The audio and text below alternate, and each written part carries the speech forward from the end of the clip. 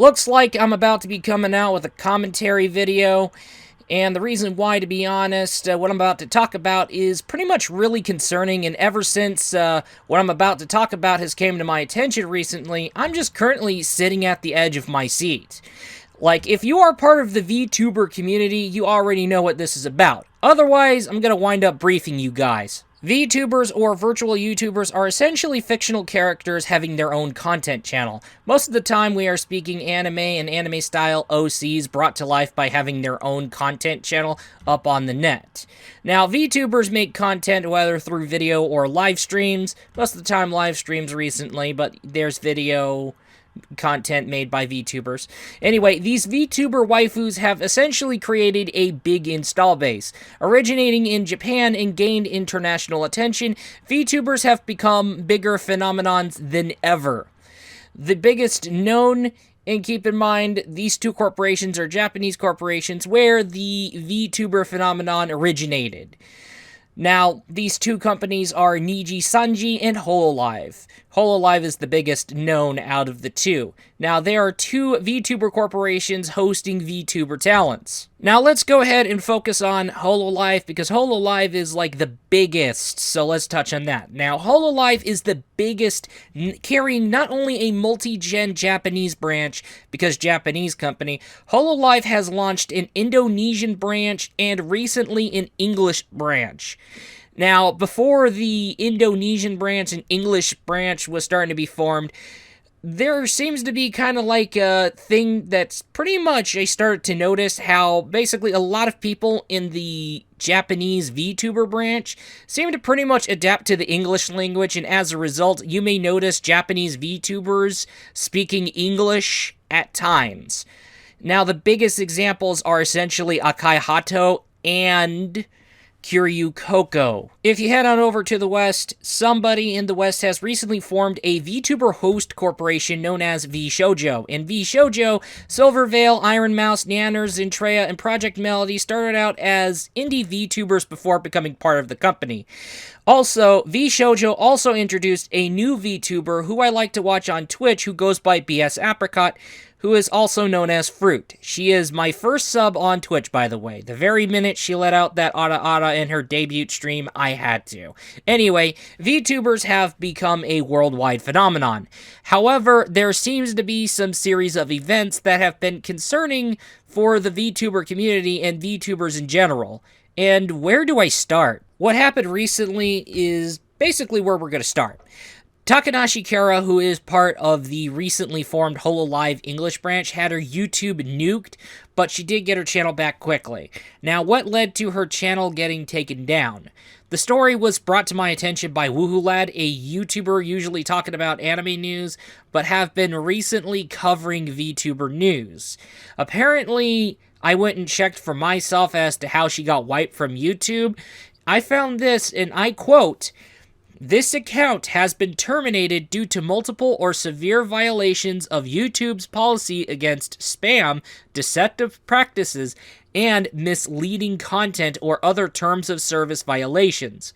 The very minute I read that shit, I had to quote on her official Twitter post for just everybody in the VTuber community to see, especially Kiara fans, because this is, like, seriously fucking concerning. Like, really concerning. Okay, keep in mind, this situation is sudden. No warnings, no strikes. The channel was reinstated and she got her channel back.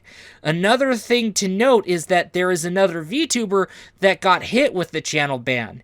She got the same message as Kiara, and I quoted that on her official Twitter post talking about her situation. The spam channel ban hullabaloo has not been the only thing that has been occurring. Now let's go ahead and talk about Mono Aloy, who recently just launched and debuted under Hololive. However, she did make her debut, and then, like, days later, she got suspended for 2 weeks. This is not YouTube, this is Hololive, kind of like suspending her from activities for 2 weeks. Alright, and during those 2 weeks suspension, all of a sudden Hololive came out and said Mono Aloy has been pretty much graduated. Basically, what that means is terminated. And this is, like, due to, like, a series of, like, big-time events where it's a pretty messed up situation. It's really messed up. Now, let's go ahead and talk about Akai Hato and Kiryu Koko. They wind up both getting suspended, and thankfully they did not get graduated, and thank goodness. Now, what led to their suspension? They pretty much gave shout out to the boys. They acknowledged the boys over at Taiwan, and however, because they name-dropped Taiwan, it led to some serious controversy. Now, keep in mind, this situation was basically, like, brought out, and pretty much how it happened is that somebody dug it up and I kind of like brought it out there and it's like, oh yeah, guess what? Akai Hato Kiryu Koko exposed. And basically, Hololive, Kiryu Koko, and Akai Hato got backlash from basically the Chinese government, because apparently the Chinese government doesn't like it when you mention anything to do with Taiwan. So essentially you could say the two basically got like sabotaged, because what it kind of basically do is kind of like dig up something, grab something, and then basically tip off someone.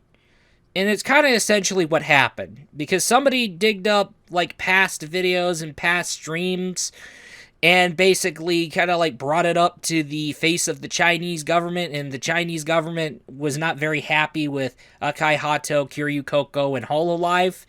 And the story did get a happy ending. Akai Hato is back, and Kiryu Koko is back. Kiryu Koko is having to essentially kind of, like, take a break to kind of focus more on her Hololive concert event. So yeah, keep in mind this is like an event going down.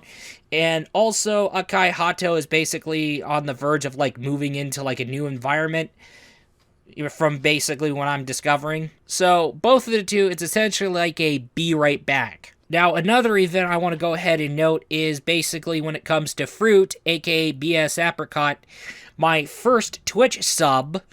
Somebody went ahead and flagged her official YouTube channel as for kids, and as a result, her YouTube channel is marked for kids, and she hasn't uploaded a single damn thing. Now, I basically brought that to everyone's attention in response, because it's essentially fucked up. Like, why would you go and have her channel marked as for kids when basically when it comes to her Twitch content, it's not pretty much for kids? Now, when it comes to Project Melody, her start moving over to YouTube was essentially a rough road, because the very minute she made her debut, she just all of a sudden got her shit terminated from Twitch. And no, we're not talking about the DigiRevX situation. No, this is a situation that came before that. Now let's go ahead and talk about Gargura, because basically she's part of the Hololive English branch, and apparently she had to deal with some shit headed to her. Now that's all the shenanigans I could pretty much remember that have been pretty much happening throughout 2020. However, do keep in mind that there is pretty much ongoing shenanigans that have been happening, and it's entirely concerning to the VTuber community. Really, to be honest with you here, I'm having suspicions that this can be pretty much a part of a situation that can be pretty much entirely concerning to the entire VTuber community. And really, I have all these chains of events going on in my mind, and then hearing about what happened to Kiara recently and that other VTuber, it's really scary and it's really concerning, and it's having me on the edge of my damn seat. It's like, oh crap, couldn't 2020 get any more fucking worse? For all we know, I'm pretty much suspecting that there is going to be something big. There's something big that's essentially going down, and it's really concerning for the entire VTuber community. It's like, it's really scary. I don't know what it is, but all I know is that it can be all a part of something big, and this is kind of like scary, and that's a scary thought that I'm having in my mind. And it's something that's like putting me on the edge of seat. Because essentially, if it were to essentially be the case, the VTuber industry and the VTuber install base and pretty much VTubers in entirety can take a very dangerous, heavy blow that could pretty much hurt VTuber entertainment.